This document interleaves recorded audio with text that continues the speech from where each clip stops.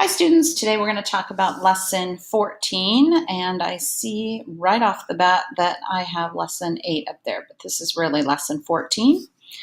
And we're talking about what is the dimension.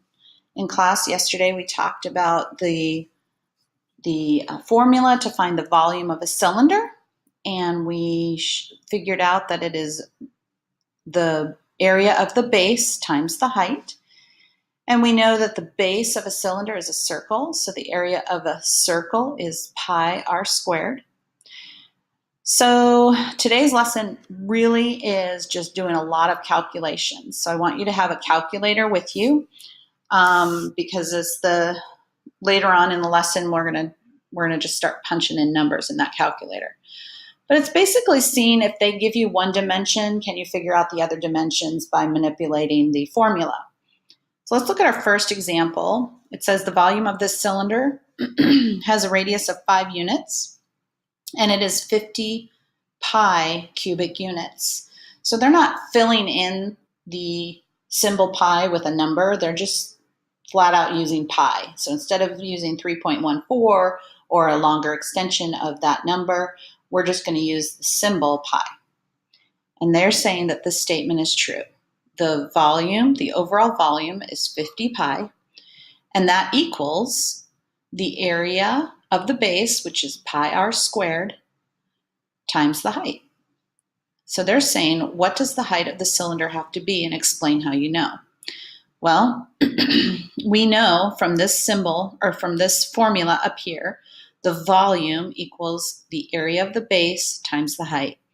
And they just simply filled in what they know. They know the volume of this cylinder is 50 pi, so they replace V with 50 pi. They know they can use the pi symbol. They also know the radius is 5. So instead of r squared, they put 5 squared. And then they're asking us what the height is, so they still use h for the height. So what we can do here is we can multiply out that 5 squared and do 25 times pi times h, which is the height. And now we try to get h by itself because that's what we're trying to figure out, is what is the height. So I want to divide by everything that's with the h. So that's 25 and pi. And if I divide by 25 and pi over here, pi divided by pi is 1. 50 divided by 25 is 2. 25 and pi cross each other out over here, and I have h by itself. So I know that the height is 2 units on this one. And it says explain how you know. Remember, we talked about explain how you know is just showing your work. So that's how you do the first one. The second one gives us different dimensions. It says the volume of this cylinder with the height of 4 units is 36 pi cubic units. And they're telling you this is true. So remember, our formula is the volume equals the area of a base, which is pi r squared, times the height. And they filled in everything they know. Well, they know the volume is 36 pi. They don't know the radius, so they kept that radius squared times pi, but they do know the height, so they filled in for the height. So now I want to divide by everything that I know over on this side. I know I can divide by pi, and I know I can divide by 4. So 4 and pi cancel each other out over there. Over here, I can divide by the same thing. Divide by pi, and I divide by 4. Pi divided by pi is 1. 36 divided by 4 is 9. So I know 9 equals my radius squared. But I don't want to know what my radius squared is. I want to know what radius is. So I need to know what number multiplied by itself will give me 9. And to do that, I can take the square root of both sides, and I get 3 equals radius. So radius times radius is going to equal radius squared. 3 times 3 is going to equal 9. And again, explain how you know. Well, we just showed you all the work. That alone is our explanation. So this last section is a table, and this is where your calculator is going to come in handy. We have a cylinder with an unknown, all these unknown dimensions. We have a diameter, a radius, and a height. And in the table, each row gives us different values for different unknown dimensions, and they want us to complete the table. I'm going to make this, see if I can make it a little larger, so I don't have to write quite as small, but you can still see it. But then again, I do need a little room to work, so let's try that. Okay, so the first row, they gave us the radius, and we need to fill in the diameter, the area of the base. They give us the height. So this is, we know that the diameter is twice the radius, is 2 times the radius. So the radius times 2, in this case, would be 6. 2 times 3 is 6. So if the radius only goes halfway across and it's 3, we know to go all the way across, it's going to be 6.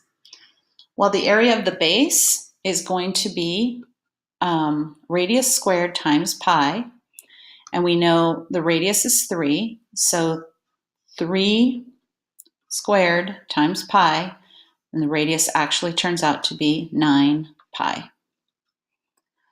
And then we know the height is 5 because they gave that to us. So again, we're going to use that formula. The area of the volume of the cylinder equals the area of the base times the height, or the volume equals pi times the radius squared times the height. So basically, we found out that the area of the base is 9 pi, and we know the height. So we know the area of the base, and we know the height. We can simply multiply them together. 5 times 9 pi is going to be 45 pi. And that's what they're asking us to do for the entire table, but they're going to give us different dimensions. In this case, the second row, the diameter is 12. I know my radius is half that, so the radius is going to be 6. The area of the base is radius squared times pi. 6 squared times pi is 36 pi. I don't know the height, but I do know the overall volume. So again, I'm going to fill in what I do know. I know the area, or the volume of the cylinder is 108 pi, and I know that's equal to the area of the base, which I do know is 36 pi. 36 pi times, get this over a little more, times the height. So I need to get rid of everything that's with the unknown variable, which is the height. So I divide by 36 pi. Whatever I do to that side, I have to do to this side. I'm going to divide by 36 pi. 36 pi divided by 36 pi is 1. So over here I only have 1h. And then 108 pi divided by 36 pi. And again, you can plug that into your calculator and you should get 3. So our height is 3 units. The next one, they gave us the height and they gave us the volume, but we need to figure out everything else. So let's take a look at this. The volume equals the area of the base times the height. So the volume is 99 pi, and that's equal to the area of the base. I'm gonna multiply this out instead of just using the b for the area of the base. The area of the base I know is pi times radius squared times my height, and they gave us the height of 11. So again, I need to get rid of everything except the r on this side. So I'm going to divide by pi, and I'm going to divide by 11. If I do that over here, if I divide by 11 pi, pi cancels out pi. 99 divided by 11 is 9, equals, on this side, pi cancels out pi, 11 cancels out 11, and I get radius squared. Well, I don't want to know what the radius squared is. I want to know what the radius is. So I take the square root of both sides. I get 3 equals r. So what do I need to fill in over here? Well, my radius over here we know is 3.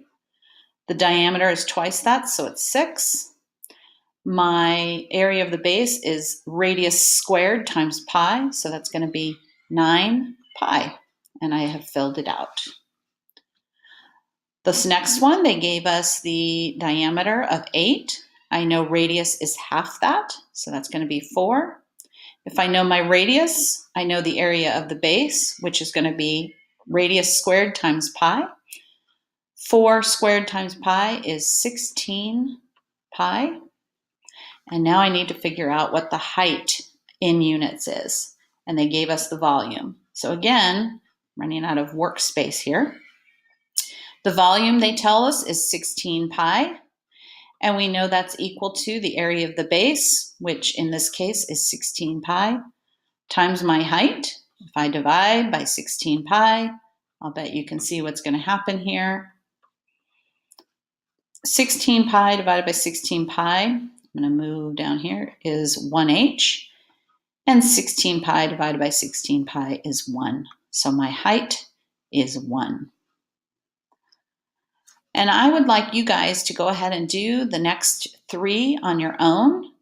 And then when we come back, I'm going to talk to you about how to fill in this last row. You can try it on your own if you'd like. And then go ahead and pause the video. And then you can check back, play it again and check back to see if you have the correct responses.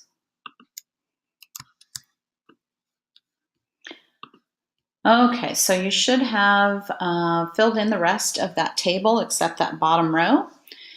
And here is what your answers should look like. If you don't have the same answer, simply put a star next to it and we can go over that in class. Or if you're really confused, you can email me and I can explain how we got all of that.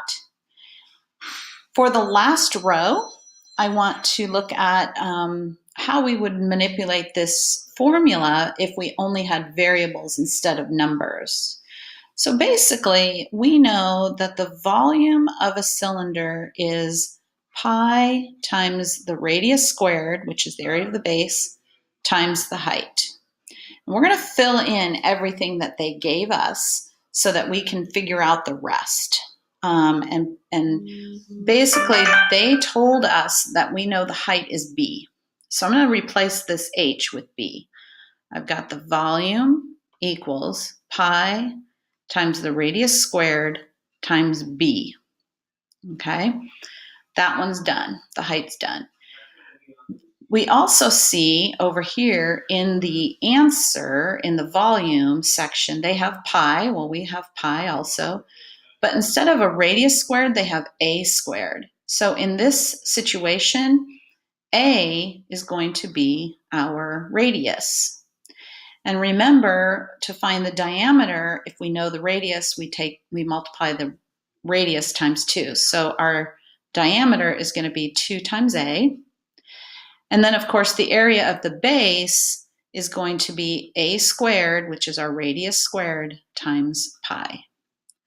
So it really doesn't matter if they give us numbers or letters to fill in for that formula. We can find the same information that they gave us. All right, and that pretty much is the lesson. Let's look at our summary and see what it has to tell us. We learned that the volume of a cylinder is pi r squared times the height. And basically, in this lesson, we know that the volume depends on the radius and the height. And then they gave us another example. If we have a volume of 500 pi, and we know the radius is 5 centimeters, we can fill in that and find the height. We can also do the opposite. If we know the height and we know the volume, we can find the radius. And that's pretty much the lesson, you guys. It's not that complicated, but you do need to take your time and figure out what information you do have and find out what information you need and how to manipulate that formula to get the information you need. I hope you guys have a great day, and I will see you next time in class. Thanks so much.